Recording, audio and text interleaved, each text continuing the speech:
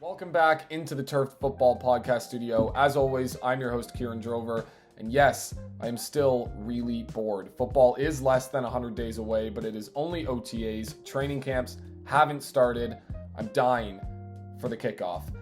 With that said, my last video had tons of love, which I really appreciate from all of you guys. Over 1,000 views in a handful of days was a career high for me, a new benchmark. I really enjoyed debating with all of you in the comments as to who you thought were the 10 best players in the NFL, not quarterbacks. And so today I'm doing a list that's very similar. Like I said, it's the dry part of the offseason. There isn't a ton to talk about. So these are the kinds of videos that I think will be entertaining for not only myself, but of course to you guys as well.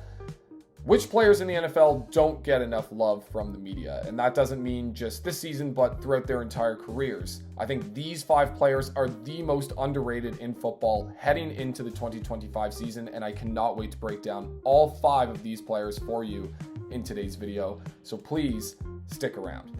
Kicking it off at number 5, I have Buffalo Bills starting left tackle Dion Dawkins. Dawkins has been the blindside protector for Josh Allen throughout his entire career, and sometimes the best ability is availability. Dawkins has only missed 1 game due to injury throughout his entire 8-year career, including the playoffs.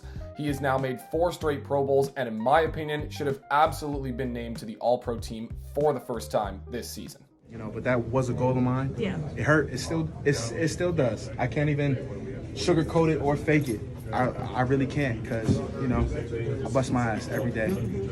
I put the film out there every game. I create new ways to play offensive line. It is what it is.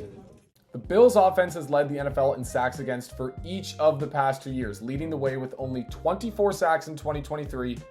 And wait for it, just 14 sacks last season. The next best offense, the Green Bay Packers, allowed 22, and Dawkins paved the snow path, playing the most difficult pass blocking position in the sport. His 97.8 pass blocking efficiency in 2024 ranked top 10 in the league and top 5 amongst tackles who played at least 600 pass blocking snaps. His snatch trap technique, one of the nastiest lineman moves in the NFL, and it was absolutely on display throughout the entire season, especially against some of the better edge rushers in football, like Jared Verse. He won Rookie of the Year and led football with 89 pressures in 2024. Against D-Doc, just 2 pressures, 0 QB hits, and 0 sacks. The Bills scored 42 points, despite a loss, and Josh Allen scored a record-breaking 3 passing touchdowns and 3 rushing touchdowns. In the run game, Buffalo has used Dawkins' athleticism to run their signature tackle wrap play.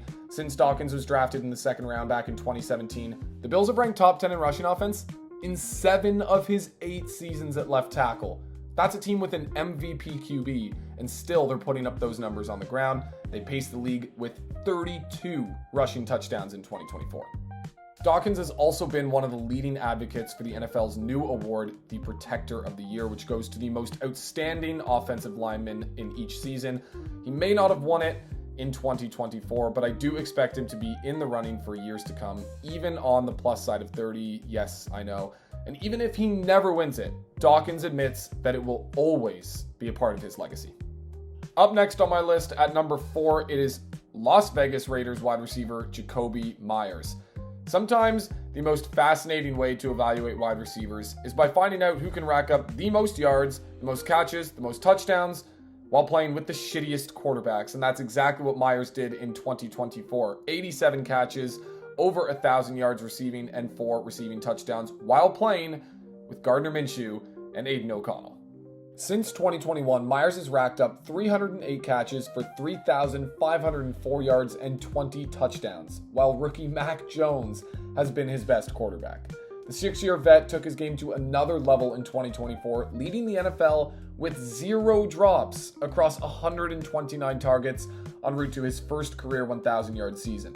He profiles as one of the more versatile weapons in football on offense, playing over 1,400 passing snaps both out wide and in the slot. 6'2", 200 pounds, but he can run just about every route in the tree, and profiles as a high-end wide receiver 2 with wide receiver 1 potential in a high-volume passing offense with good, finally, quarterback play.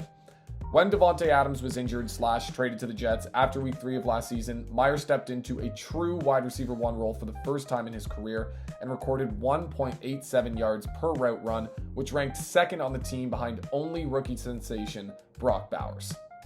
Entering 2025, Geno Smith absolutely becomes the best quarterback that Jacobi Meyers has ever played with. So for those of you who are interested, which I'm sure many of you are, I do expect him to potentially break out and be a wide receiver 1 in fantasy this season, even as the Raiders transition to a more rushing offense after drafting Ashton Jeanty with the 6th overall pick. So look out for Jacobi Meyers this season. If I told you there was a defensive tackle / lineman hybrid who finished with 8.5 sacks and was named to the All-Pro second team in 2024, would Zack Allen come to mind first? Well, he should, and coming in at number 3 on this list, it's the Denver Broncos' 6'4", 285-pound versatile chess piece, who was absolutely one of the best defenders in football last season, and while he was celebrated for his play, he definitely is not talked about in the media quite enough. Amongst defensive linemen, Allen's 81 pressures ranked second, behind just Chris Jones, who I ranked as the 3rd best non-quarterback in football in my last video. Allen, a former 3rd-round pick from Boston College, played 287 snaps as a 3-tech defensive tackle and 713 snaps as a 5-tech defensive end. His 8.5 sacks marked a career high, and so did his 15 tackles for loss and 40 quarterback hits. But he didn't limit himself to being a good pass rusher, as he was able to set the edge against rushing offenses and record 27 run stops, which was 8th best in the league for defensive linemen, and an average depth of tackle of just 1.3 yards, tied for 3rd best. Outside of Patrick Surtain, who was the Defensive Player of the Year, Allen was easily the Broncos' best player in 2024, and he served as an integral part in them making the playoffs for the first time since winning the Super Bowl way back in the 2015 season with Peyton Manning. Last season, Zack Allen transformed into one of the scariest front 7 defenders in football, and yet he's still not talked about all that often. Just ask his teammate Surtain. Without Allen's run-stopping prowess and, of course, his threat as a pass rusher, Surtain may never have become the Defensive Player of the Year in the NFL. After being taken with the 2018 first overall pick, the number 2 player on this list completely fell out of favor before rebounding in a big way. Tampa Bay Buccaneers quarterback Baker Mayfield, dare I say, is one of the top 7 quarterbacks in all of football, with a revamped receiving core, a young stud at running back in Bucky Irving, who totally could have made this list, and a solid offensive line. Baker Mayfield is my dark horse candidate to win the 2025 NFL MVP. Baker started his career by becoming one of the best quarterbacks in Cleveland Browns history. Yes. Before being written off and eventually deciding to never write back. In 2024, he completed 71.4% of his passes.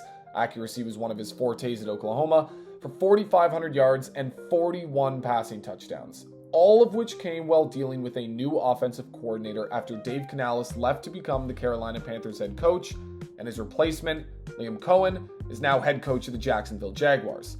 So instead of Baker's career needing to be saved by an offensive guru, Baker has jump-started the careers of multiple head coaches at the professional level. He's had to fill the shoes of departing GOAT Tom Brady and was responsible for continuing Mike Evans' 1,000-yard streak, both jobs of which he's done a great job.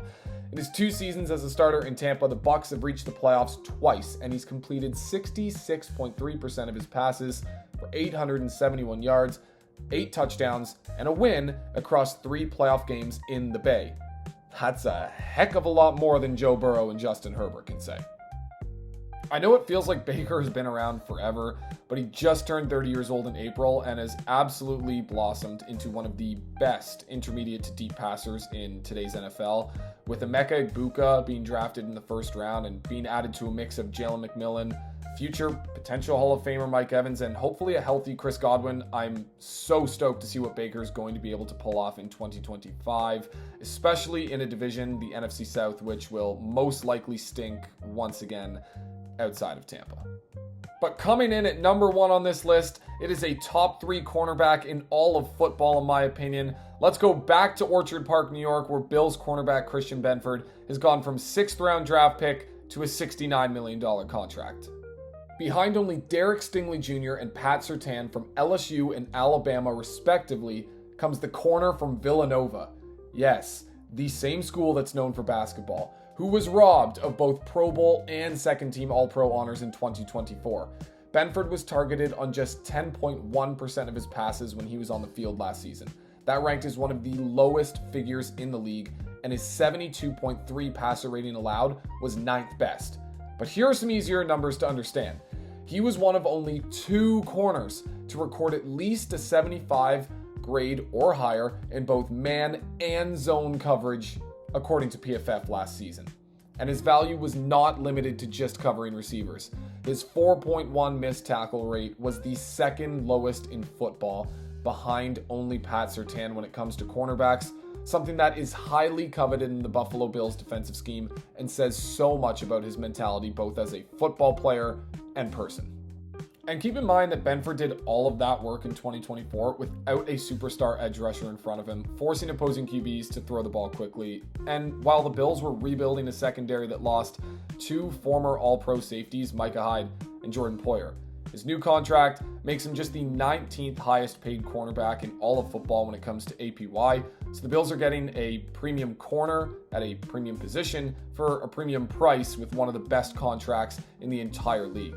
Pairing him with first-round speedster rookie Mad Max Maxwell Harrison and his skill set gives the Bills a sneaky great secondary heading into 2025. So folks, that puts a wrap on who I believe are the 5 most underrated and or underappreciated players in all of football. Please leave a comment to let me know where I was right and absolutely where I was wrong. I really enjoy debating with each and every one of you. Every like, every subscription is extremely appreciated, and I cannot wait to put out another video next week doing whatever it is that I'm going to decide to do, because like I said, it is the most boring part of the NFL offseason. But there's lots of football to come, so go out, enjoy the summer, get outside and do something, and I will see you next week. Cheers, and thanks again.